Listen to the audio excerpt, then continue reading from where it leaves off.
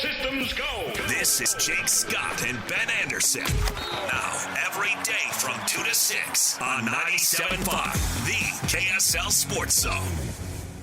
Jake and Ben, 97.5, the KSL Sports Zone. Listen, we're teaming up with our good friends at Beehive Meals, honoring people that impact youth sports in our communities. Nominate the youth sports volunteer you know for the Beehive Meals Hero of the Week.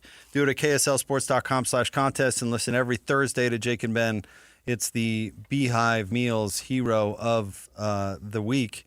The Jazz have made an announcement earlier today, Ben. The Salt Lake Summer League, presented by America First Credit Union, a 4-team, 6-game event hosted annually by the Utah Jazz, will take place on the 250th anniversary of this fine country. The 4th, 6th, and 7th of July, the Utah or the Salt Lake City Summer League is back, and it again is going to be played at the John M. Huntsman Center because the Delta Center will be under construction as soon as the Mammoth playoff run ends. And they will get back to that as part of this 3-year plan. I actually thought, so I've been to the Summer League twice now at the Huntsman Center. Donovan Mitchell's first year when the Millers were renovating the Delta Center. And then last year when Ryan Smith started the renovations to get hockey going. And I thought last year was far better than the first time we went. I thought it ended up being pretty successful, so I think it's going to be fine that it's there this year. But again, I think the most important thing, and where the Salt Lake City Summer League has been a win, is the amount of talent that is there. You look now on this roster, or who the teams playing on the roster: Atlanta, Memphis, Oklahoma City, and the Jazz. All 4 of those teams have lottery picks this year. Oklahoma City has the pick from the Clippers. Jazz fans are thankful after learning yesterday via the quick lottery that the Jazz were not going to lose that coin toss. Therefore, they're not delivering their pick to the Thunder. But the Atlanta Hawks have potentially the number 1 overall pick because it's owed to them by the New Orleans Pelicans. Memphis was trying to tank with the Jazz. They're getting a top 10 pick, and the Jazz are getting a top 10 pick. So you're going to have at least 4 lottery picks on top of Ace Bailey. I think he's very likely to at least play in Salt Lake City, if not go down to Vegas. I think he could certainly use the time. I won't be surprised if Cody Williams plays in Utah. I think there's going to be a lot of talent here, and this is a good draft class. You might see, an A.J. Bonsa or a Cam Boozer or a Darren Peterson, regardless of whether they're members of the Utah Jazz or not. Now, I know the people that put on this event every year, Ben, the actual boots-on-the-ground people organizing it, and I love them dearly, so I apologize for this take in advance. Man, I hate the Salt Lake Summer League. Why? Because it's a shell of what it used to be. It feels like a waste of time. The real Summer League is in Vegas, and the basketball is terrible. The refereeing is terrible. It's not. It serves as to whet your beak as a basketball fan during the summer. That's what it is, but it's not necessary. I actually kind of find it sad because I do remember what the Salt Lake Summer League used to be. And it was half the league, if not more. Yeah, it was winning the Rocky Mountain Review. And I feel like that the only reason that they do this still is to still hold on to a piece of that because it was an event. It was Orlando or Utah. Yeah. That's where you came. It was a big deal. Now it's 4 teams kind of playing, and really the Summer League event is actually in Vegas the next week. So I like it in a sense that it gives access to kids and people who maybe can't afford tickets. And, if you want to sell it, that you're going to see some lottery picks. I mean, fine. I saw Ben Simmons' first game. I mean, I could tell you. But Vegas Summer League is crazy. It's a cool event. I think the Salt Lake Summer League just feels like they're hanging on to something for no reason. And I don't know. It's not my favorite. Summer League basketball isn't great. No, Summer League basketball in general isn't great. And where I would disagree is I do think Vegas is just becoming more of a circus every year. Vegas is getting a little crazier, a little less about basketball, a little more about influencers. But that doesn't mean more teams are coming back here. No, at all. I think they've maintained 4 teams very consistently, and it's generally been Memphis, it's generally been Oklahoma City, and then there's been a 4th that has rotated in and out. Sometimes I think Sacramento hosts their own as well. It's been the Spurs in the past. Now it's going to be Atlanta, which I think is interesting because of the Quinn Snyder tie. Not because I care about Quinn Snyder being back in Utah, but because clearly he has some say in what the organization does and said, yeah, Utah's not a bad place to go. So I think the Jazz like the control of it. I think the Jazz like the idea of bringing in young players to come to Salt Lake and spend a week here as they audition for jobs, and then the Jazz can come through and say, hey, remember that time you spent in Salt Lake? Hey, you've been in our organization. Hey, you've been to our practice facilities, or you've practiced somewhere in our building. We have some sense of, or you have some sense of what Utah looks like. I honestly think it's a control aspect that the Jazz like, not necessarily that, no, you're seeing great basketball. That's not the case. Okay. But that does nothing for me. No, I think and personally, it does a lot for me. Like, as somebody who covers the Jazz as closely as I do as the insider for KSL Sports, and now with Chandler holding that position for us, I like having the close access to it. You know, it's easier than getting down to Las Vegas, and Vegas for 2 weeks is just an absolute nightmare. So being able to do it 3 days in our backyard, I think, is honestly enjoyable for me from a coverage standpoint. And certainly Jazz fans love it because it doesn't sell out, but it sells quite well. Yeah, I mean, I think it quenches a thirst for the basketball fan in the summer. It is what it is. I'm honestly not trying to be a hater. I'm just not a lover. I'm not, and I think it's kind of a waste of time, and I don't know why they still do it. And maybe it has something to do with that. Then why aren't other teams in the league doing it? Again, Orlando does it, Sacramento does it, or the LA, whatever the LA one is called, or California Classic, I think is what it's called. And as far as coverage goes, man, I don't put this out there. I would love to take our show to Vegas during the Summer League. It's where the NBA is. It's where everything's happening. And it is cool to have the Cox Arena and the, what do they call the UNLV one now? Is it still the Thomas and Mack? I think so. They're connected. Mm-hmm. If you've never been down there, they're connected. So you've got games all day in both gyms, and you've got the who's who of the NBA standing around. I mean, it's just such a... It's evolved past the Rocky Mountain Review, and I feel like we can't let the Rocky Mountain Review go. Like, the world has just evolved past the Rocky Mountain Review. Vegas just drowned out everything. Orlando used to be huge. Vegas has drowned out Orlando, too. I mean, it just has, and it feels like we're just holding on to it for no reason. There's the scene in Edward Scissorhands where after the entire town is turned on Edward Scissorhands from being kind of this novelty act to, oh, we think he's hurting people because he's cutting them, the family that's hosting him, Diane Weiss, still hosts the Christmas party. And the daughter's like, why are we hosting the Christmas party? Nobody's going to come. She's like, well, it's a tradition.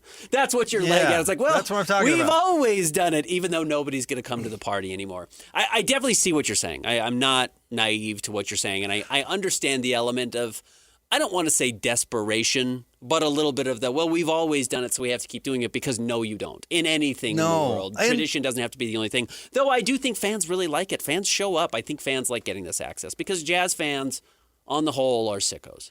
We used to build entire radio promotions around the Rocky Mountain Review because it was that popular. Yeah, it was big. Craig Bullerjack made me eat Rocky Mountain oysters one year because that was the contest, is who could eat. We'd build it surrounding the Rocky Mountain Review. It's gone. Part of it's gone. It's gone. It's just not. And I feel like we just do it for warm and fuzzies. And I don't know what it actually accomplishes other than what I said. Like, having access for kids is awesome. And there are a lot of kids and people who don't get to go to NBA games to get to go to that. And I'm 100% pro that. So forgive me for being on both sides. But my personal feeling is it's kind of a waste of time. That's totally fair. I wouldn't fight you on it. I like it. I've always enjoyed the fact that it's in our backyard. When I was a kid, I did go to the Rocky Mountain Review. My dad would take us for the reason of we didn't have a ton of money to spend on Jazz tickets. It was a good way to have us spend an evening. I think a lot of people take advantage of that. But you're right. And they still get lottery picks. So I laid out there's 7 first-round picks in line to be here in Salt Lake City just from this season alone, not even including what happened including what happened in last year's draft. But it's not maybe necessarily Kevin Durant's debut like we have seen in the past. But we've seen Chet. We saw Ben Simmons. We saw Jaren Jackson Jr. I think all make their NBA debuts here. So there has still been some of those bright spots. I sat next to Karl Anthony Towns' parents during his debut in Vegas. That was kind of fun. Use a restroom next to Dominique Wilkins. How many people are going to go? How many people are going to go on the 4th? Not a lot. I'm just not doing the 250 at the Huntsman. Yeah. Usually they do like the 3rd, the 5th, and the 6th. But on a normal 4th, I'd consider it, certainly. Yeah. Or if I was told to work or whatever, I'd go regardless. But on the 250, aren't you planning to blow something big up or something, Ben? Aren't you? The 250, you got to blow it out, right? You would hope so. Maybe they'll host a little fireworks after. Go outside. Aren't you fireworks guy? How many you driven? Do you still have to drive to Evanston? You don't have to do that anymore, right? I think they have some aerials you can buy in Salt Lake. Have you bought like a grenade or something to set off? Just dynamite. Yeah. Yeah, nitroglycerin. Isn't that a fireworks guy's time to shine? The 250 only comes around once. And you're right, the 4th of July this year is on a Saturday, which makes it even harder. Like everybody, not only do people have the day off, usually for 4th of July, you don't have anywhere to go Sunday. So yeah, it might not be the best-selling tickets they've had. My plan is to do the most American thing possible on that day. What's that? I don't know. Okay. You tell me. What's the most? We have the contest. If people want to call in, let me know. And it's got to be something I can do around here. Okay. Because I don't think I'm going anywhere. So what's the most American thing possible that I could do here? Bobby Flay's, baby. It was pretty good. Yeah. Go eat yourself a burger. Make a suit. Is he American? Make a suit out of the American flag. He is American. Bobby Flay? Uh-huh. Yeah, of course he is. Okay. Well, I didn't know if he came from overseas. Have you seen him on TV? I have never watched Bobby Flay. No? I actually, speaking of Bobby Flay, I watched that on the hospital TV while my wife was in labor. Did you? They had beat Bobby Flay on the TV. Okay. I will never forget the Zach Wilson draft because that's what I watched my whole time in the hospital with Maggie. It's funny how those memories are associated, right? It is really weird. Yeah. 2012. Utah fans rushed the field 3 times against BYU because that's where I was when my son was born. That's funny. September 15th. I was standing right there in the end zone. Yeah, it's funny how you tell. I mean, we've talked about this before. Jerry Springer is staying home from school. Mm-hmm. You know what staying home from school reminds me of? Jerry Springer. Yep. I think Salzar was on Jerry Springer. Okay. Some sort of conflict with his cousin. I don't know. Conflict or connection? I think conflict? Can be both. You'll have to ask him about it. We'll have David James is going to join the show coming up next. Lionel Messi is in town tomorrow. We will talk to. Can we call him the voice of RSL? Is that? I don't know why that feels weird to me, even though that's exactly what he is. Radio voice of RSL, but also radio host, television host. I mean, he's just the radio face of RSL. The radio face of RSL. David James next. 97.5 the KSL Sports Zone. Not only do these guys give you the best Jazz coverage in the market, they've got you covered with the Mammoth, the Cougars, the Utes, and the Aggies. This is Jay Scott and Ben Anderson on 97.5, the KSL Sports Zone.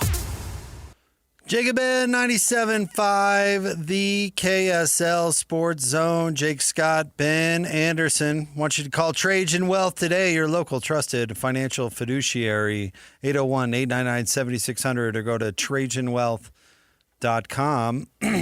Excuse me. Big day tomorrow for Real Salt Lake. They welcome Lionel Messi to town, and Inter Miami. Kickoff is going to be at 7:30, and of course, this voice is going to take you through it all.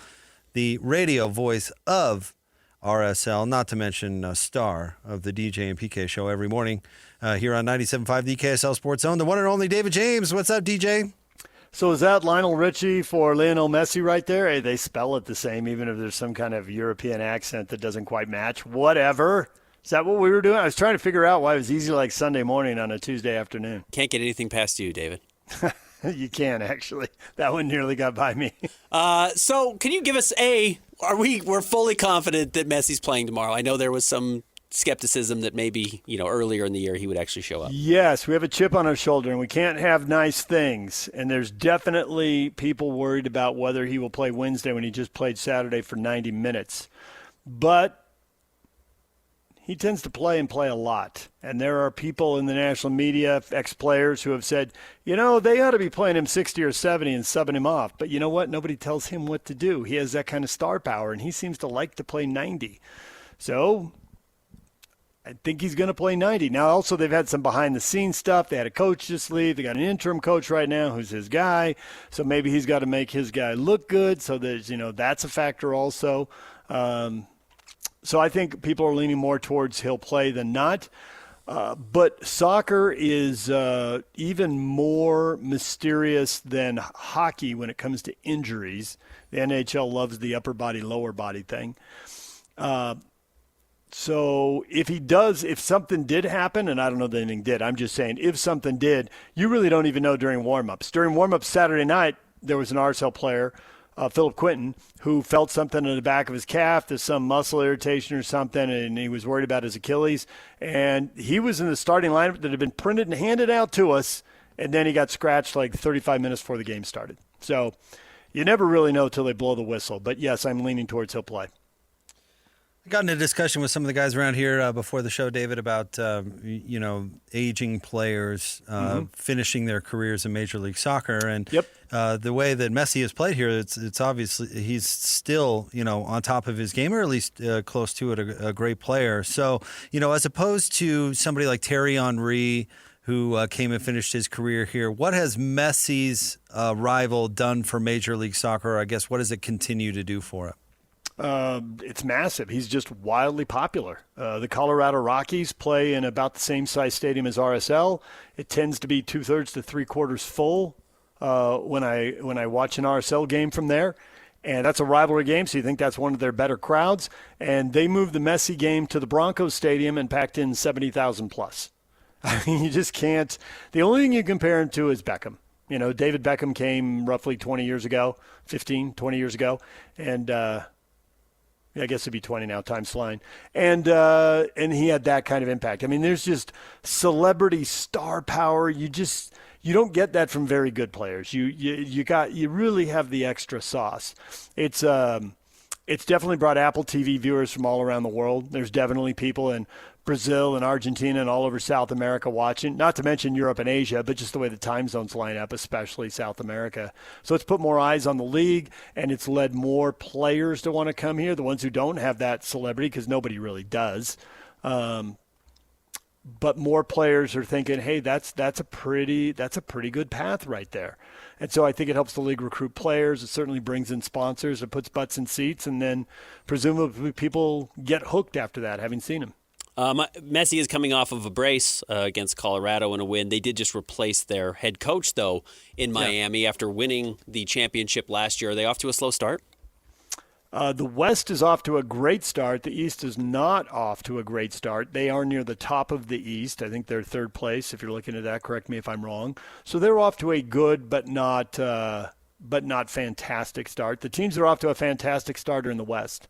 The fact that RSL is tied for third in a three-way tie, I mean, there are 5 teams that are on pace for like 70 points, which is crazy because most years no one gets to 70 points. Maybe one team gets there. Usually it's mid-60s is the best of the league. That there are 5 teams playing at this clip out of the gate, the hottest teams are in the West. And actually RSL's played several of them. Seattle's one of them. RSL beat them. Vancouver's one of them. RSL lost to them. They haven't played LAFC or San Jose yet. Those 2 are the other ones. What kind of game do you think we're in for, David? Because Miami doesn't stop anybody, right?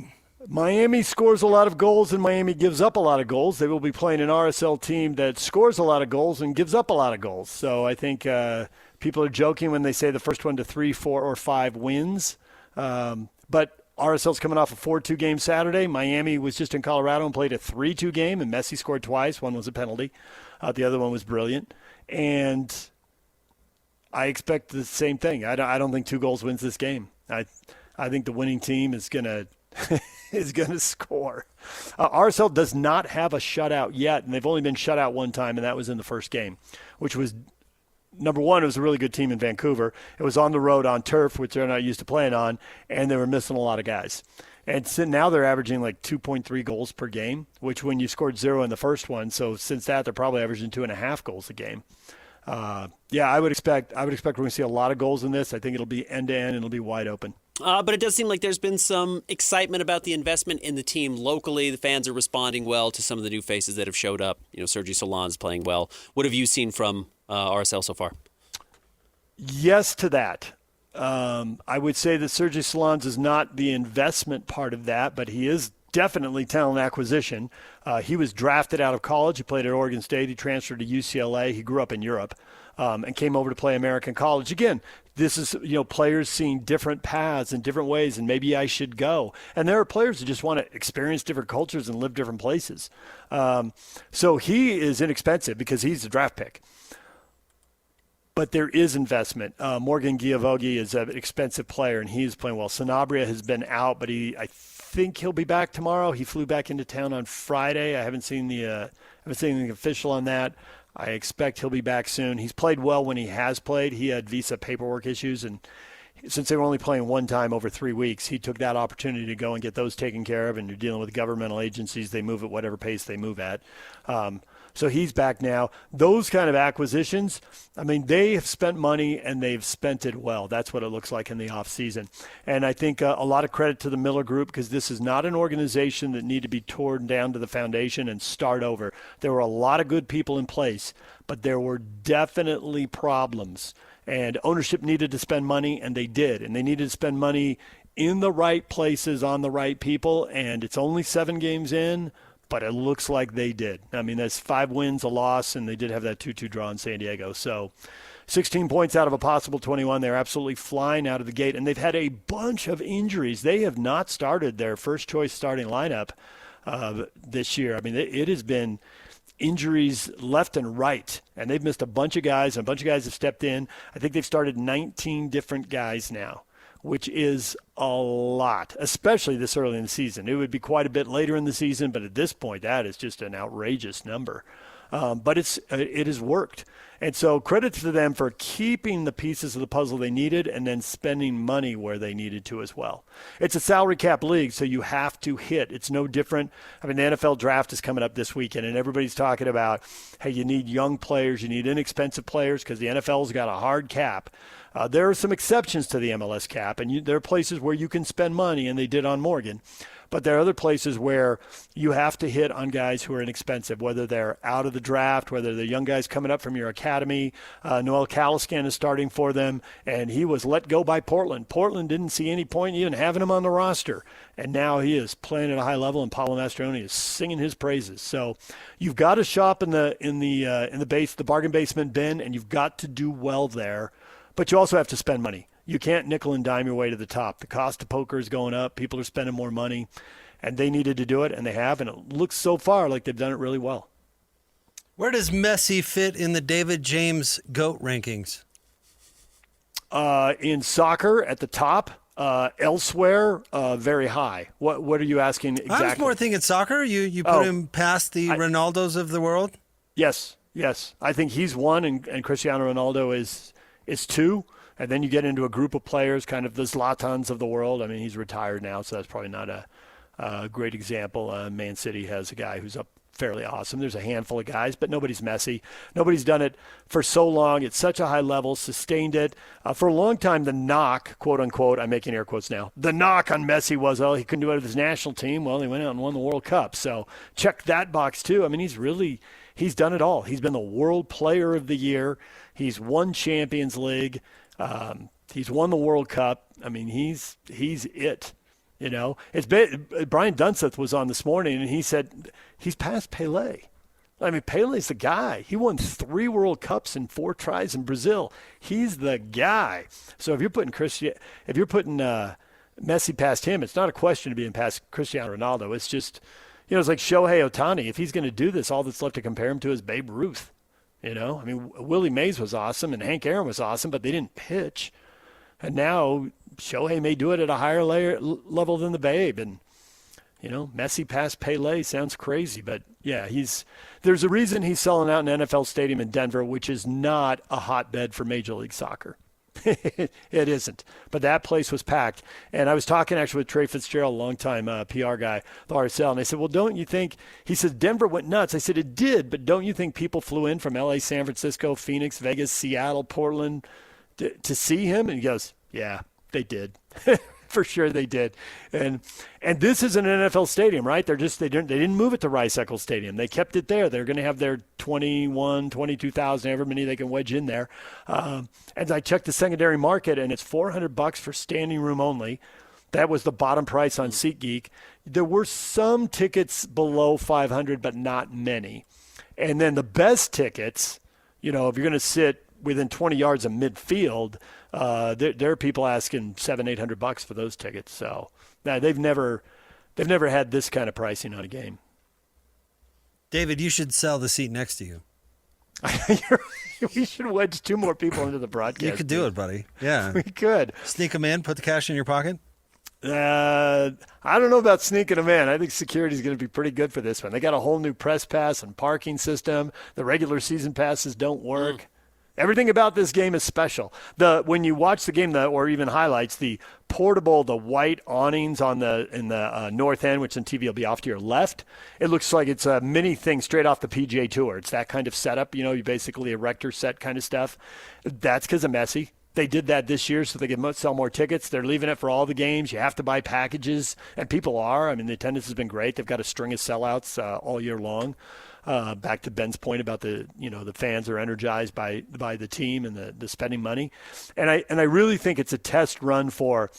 There's probably 3 or 4 different things that they could do to add more premium seating, more luxury suites, and that kind of thing. And I think this is just a test drive to see how much should they do, how quickly should they do it, and how should it be priced. You're David James. The only ticket people need is you saying he's with me. I mean, that works. And Ben's going to be on the phone after the game. Hey, can you get me and my kids in? Oh, I tell people randomly in public that I know David James, and they just give me stuff. I say, wow. Oh, stop it. Yeah, I'm telling you. They're like, you do? You're just Here making you go. stuff up.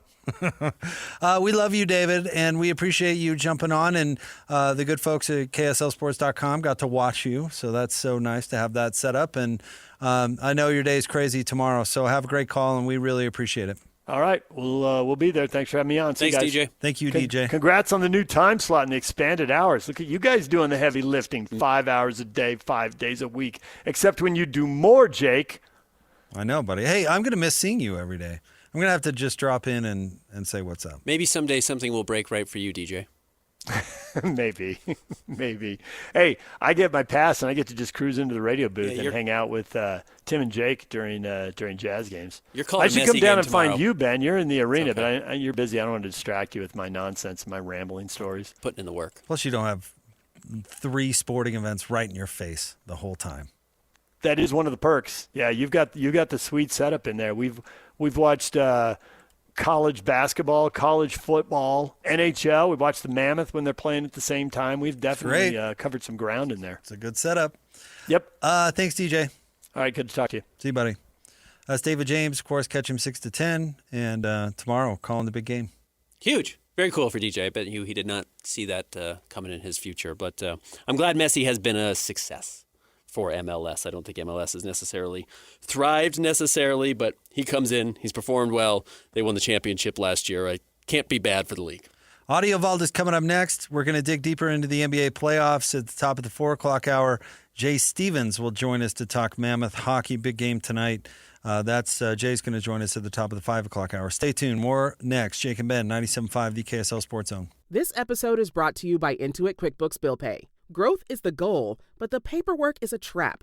If your accounts payable feels like a second job, you're doing it wrong. Enter QuickBooks Bill Pay. Reduce manual data entry, automate your approvals, and track 1099s in one place. No more chasing signatures. No more spreadsheet headaches. Just control over your cash flow and a back office that actually scales. Automate your accounts payable today at QuickBooks.com/BillPay. Terms apply. Money movement services are provided by Intuit Payments, Inc., licensed as a money transmitter by the New York State Department of Financial Services. No crazy soundbite slips past these guys. I came here for the same reason people go to the zoo. This is another edition of the Audio Vault with Jake and Ben. On 97.5, the KSL Sports Zone. Jacob Ben, 97.5, the KSL Sports Zone. Time for the Audio Vault, the best audio of the day. Today's submission just happens to coincide with an ongoing story that we have talked about a few times. Ben, the hand-holding situation between Mike Vrabel, the head coach of the Patriots, and former athletic NFL insider Diana Rossini. Yeah. She resigned. She and Mike were photographed at an Arizona resort holding hands, and those were published on page 6. And then she said, we saw each other. I was on a girls' trip. And then the Athletic started investigating more. And then yada, yada, yada. She resigns. Right. Still has not really made well, I guess she has did made make a a statement statement defending herself, but it wasn't a very Clearly wasn't convincing to much of anybody. Did you read the report that she hired a crisis PR firm? She had Bob Kraft beg page 6 not to publish it. Okay. Page 6 actually told her that they would not publish it if she could prove that it was coincidental. She used a Patriots connection again? She did? After? After? This time, old Bob? Well, Mike Vrabel, because he's a NFL head coach, had to face the media at some point. It's the NFL draft this week. People want to know what the coach has to say. And so he commented. Let's hear. I understand I could have addressed you guys sooner, but it was important to me to have a conversation with the players, which I did yesterday, very candidly, as we began our off-season program. It was never my intention to have them speak to you or address you before I did. And so with that being said, I've had some difficult conversations with people that I care about, with my family, the organization, the coaches, the players. Those have been positive and productive. We believe in order to be successful on and off the field, you have to make good decisions. That includes me, that starts with me. We never want our actions to negatively affect the team. We never want to be the cause of a distraction. These are comments and questions that I've answered for the team and with the team. We'll keep those private and to ourselves. Care deeply about this football team and excited to coach them. I didn't even think about the aspect of anything Rossini has ever reported about players. She's been all over the A.J. Brown story. And there was kind of the speculation that is she getting information for Vrabel that that's who the Patriots are chasing? But any criticism now she levels or would have leveled about any Patriots player, now they're going to suspect it came right from the head coach. I didn't even think about that aspect of that violation of the head coach's position for Diana. And that's a major issue for Vrabel. Well, I still don't think this is going to be a major issue with Vrabel. No, he's going to move past it just fine. I'm not saying that I am okay with that. I think there's a professional line that was crossed by him as well. But he's going to pay no price. He said he had positive and production conversations with his loved ones, which means his marriage is even going to survive this. For now. Yeah. So, that guy is paying no consequences whatsoever. Rossini's going to pay with her career, and I'm fine with that. She should. That's not that's not how you're supposed to do the job, and you do other people doing the job a huge disservice by doing the job that way, men or women. Yeah, I know absolutely. people are saying women are being picked on. This is a violation, man or woman. This is a power dynamic problem, not a man or woman problem. That Mike Vrabel is in an enormous place of power and in a highly sought-after job where he is viewed as, if not elite, very close to, and Diana Rossini and basically every reporter is not viewed that way. I've made kind of jokes that if you did your job reporting on the Jazz this way, it would be a story. And I am kind of joking, but I'm really not. No, absolutely. It would be a huge story. I'm really not. If you were getting stories from the team you covered because of physical relationships, of course, that would be entirely wrong. Absolutely. No and you know what? Maybe it. These two crazy kids are in love. But right. This isn't the way to go about it. Right. And you know what? Rossini, going back to your point of Nick Saban saying if I was going to cheat on anybody, I'd have to do with Hillary Clinton because they have to have just as much to lose as I do. Rossini needs to recognize that she has way more to lose than Mike Vrabel. Oh, yeah. Mike Vrabel had to have some awkward conversations with his wife, with his kids, with his sister-in-law or whoever, and then with his players. And then he says, and I'm still the authority over all of you because I bring the money home for the family and I'm your head coach on the team and I decide who plays, so you still have to listen to me. And Diana Rossini does not have any type of power in that situation. And in fact, now the more she says, the more likely it is to hurt her career. So she's put herself into a very bad spot. And that is 100% on her shoulders. And Vrabel's not doing her any favors either. And he says, I don't want to be a distraction. It's a little late for that. A little late for that. But what he is trying to say is let's move on because I don't want to be asked about it anymore. I do love the ongoing bacchanalia that's going on in New England. You know, what is it with Bob Kraft and massage tables and Jordan Hudson and Bill? And Bill? Bill and the heiress? The heiress, that's another character we did not introduce yesterday. No, the adult novel, The Heiress. We haven't talked about her in a while. Jordan Hudson. Yeah, stuff's weird. The weird stuff. Clearly, Bob Kraft England. is cool with it. Who is that? Just like whatever. Who was that assistant coach who kept getting head coaching jobs because he coached Tom Brady? What's his name? McDaniels. I haven't seen anything reported about Josh McDaniels, but I know that dude's into something creepy. There's something weird going on there. Yeah, who was the Detroit Lions head coach? Who was the D coordinator for Matt Campbell? Yeah. Just waiting for those stories to come out. Matt Patricia. You're Excuse me, you're thinking of Matt Patricia. Oh, Charlie Weiss was into something weird. That guy was absolutely into something weird. What's in the water up in New England? Everyone can't quite keep their eyes on the prize. Can you imagine being Robert Kraft and having that story become public? Just getting folded up in a prostitution scheme. Yeah. The cops who were just reviewing the John's list are And like, hey, look at this guy. He spent millions on lawyers to make it go away. He never got charged with anything, but that's a stink you can't easily wash away. That's the first thing I think of every time I see is... To the point now when his former head coach dates a teenager, my thought is, what did Bob Kraft teach that guy? Well, certainly Bob can't hold him accountable if you want to salvage a serious he's worried about his relationship with his team because all these head coaches, even in the NFL, they stand up in front of their teams and say, make good decisions. Mm-hmm. They do. Yeah. They all stand up in front of their team and say, make good decisions. And young people in their 20s are going to look at a hypocrite and say, oh, you serious, coach? And not just good decisions. Be careful who you talk to. Be careful with the media. We talk about Almost Famous a lot, a movie you and I both like. They label Patrick Fugit, Cameron Crowe, as the enemy. Yeah. That's the enemy. You're the enemy. We know that you're the enemy. That's how a lot of teams and players view the media. And Vrabel, at the very least, is holding hands with her at a luxury hotel in Arizona. It's a long way to go to hold hands. Not convenient. That's that would have been a hell of a coincidence. It would have. And especially, what is it? It's Sedona, Arizona, too, right? I mean, I'm sure Sedona's lovely, but it's not exactly Miami Beach. It's amazing. As somebody's watching, first of all, that you would actually recognize Mike Vrabel and Diana Rossini. Oh, no, well, you know the rumor of this, right? This isn't just some schlub by the pool taking a picture. This was a plant? A lot of people think that the husband PI'd her. Because they sold the photos to Page Six. Because TMZ passed on buying the photos. Okay. And Page Six bought them. But a lot of people are saying this was an inside job. Mr. Rossini, I don't know if that's his name, hired a private investigator. No, it's Mr. Vrabel. Hired a private investigator and took some pics. Kind of like the beginning of the movie Roger Rabbit. How they took down my girl Taylor Frankie Paul. Yeah. You seen Paul's Roger? Coming from inside the house. You seen Roger Rabbit? Where they hire, what's that actor's name, the bald guy? The guy who played Tybalt. He's dead now.